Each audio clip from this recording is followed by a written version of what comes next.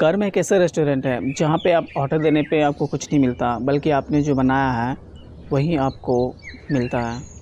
नमस्ते दोस्तों, मेरा नाम अवधेश और लेके हाजिर हूँ एक छोटी सी कहानी कुछ यूँ है कि एक गृहिणी थी, औरत थी जो घर में रहती थी और ढेर सारे दिक्कतों का सामना कर रही थी। एक्चुअली हुआ था कि उनके पति नहीं थे और ज़िंदगी अच्छे से नहीं गुजर रही थी। लेकिन हाँ, उन्होंने अपने अंदर एक क्वालिटी विकसित कर रखी थी कि जब भी खाना वो बनाती थी तो कम से कम 1-2 रोटी एक्स्ट्रा ज़रूर बनाती थी और अपने घर के ही एक किनारे एक अलमारी था, वहाँ पे वो क्या करती थी, रख देती थी ताकि कभी भी कोई ज़रूरतमंद आए तो जिनको भूख लगे तो कम से कम वो 2 चपाती खा कर के अपना कम से कम एक अच्छा सा दिन ज़रूर बिता पाए। उनका डेली रूटीन था और ये ऐसा वो रोज़ करती थी जब भी रोटी बनाती थी। तो एक दिन होता गया कि एक भिखारी था, वो एक तरीके से वो भी अपना डेली रूटीन बना लिया होता है कि आता था और रोटी वहाँ से लेके चला जाता था, क्योंकि उसको पता है कि मैं यहाँ पे जाऊँगा तो निश्चित तौर पे मुझे यहाँ पे खाने को मिल जाएगा। लेकिन हाँ, जब भी वो भिखारी वहाँ पे आता था रोटी लेने के लिए तो एक वर्ड्स ज़रूर बोलता था वो कि बुरा बुरा अपने पास रहे और अच्छा वाला घूम के आए।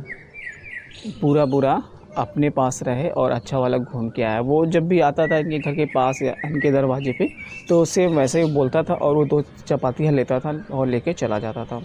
ये डेली रूटीन थी। होता क्या था कि यदि सुबह-सुबह या शाम या दोपहर कभी भी आदमी आए और आपको कुछ ऐसा बोले तो थोड़ा-सा ऑड लगता है कि यार मैं इसके लिए कुछ कर भी रही हूँ और ऑलरेडी मेरे लिए ऐसा बोला है और मैं दुःख में ही हूँ।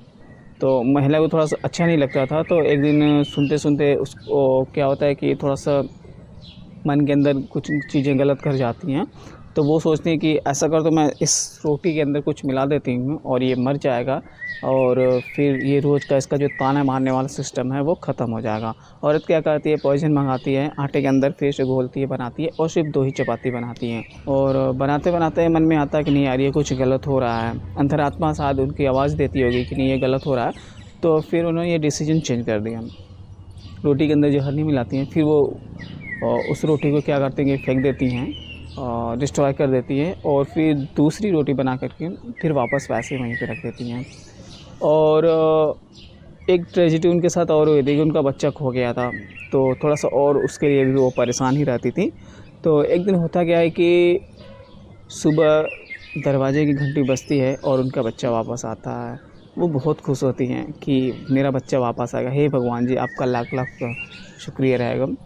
तो फिर बच्चा वो बताता है उनका कि मम्मी मैं कल ही आ जाता, लेकिन थोड़ी-सी दिक्कत हो गई थी। दिक्कत है कि मैं रास्ता भटक गया था और आते-आते थक भी गया था, तो मैं रोड पे ही सो गया था। भूख भी मुझे बहुत लगी थी, खाना नहीं मिलता तो शायद मैं ज़िंदा नहीं बचता। तो वो बताता है कि मैं सो गया था तो लेकिन मैं जैसे ही उठा रोड के किनारे से तो देखा कि वहाँ पे 2 रोटियाँ पड़ी हैं। फिर मैं 2 रोटी खाया, फिर मेरे शरीर के अंदर जान आई, फिर मैं जाके घर पे आया।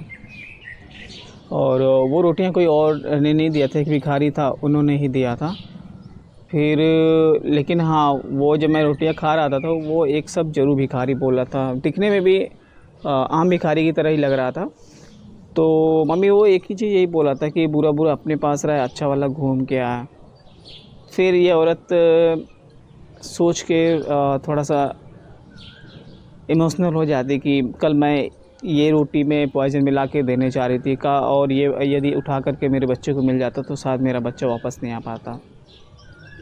कहानी यहीं पे ख़त्म होती है दोस्तों। एक्चुअली होता क्या है ना कि कर्म का जो फल है ना, कभी वेस्ट नहीं जाता, निश्चित तौर पे आपको घूम के आपके ही पास आता है।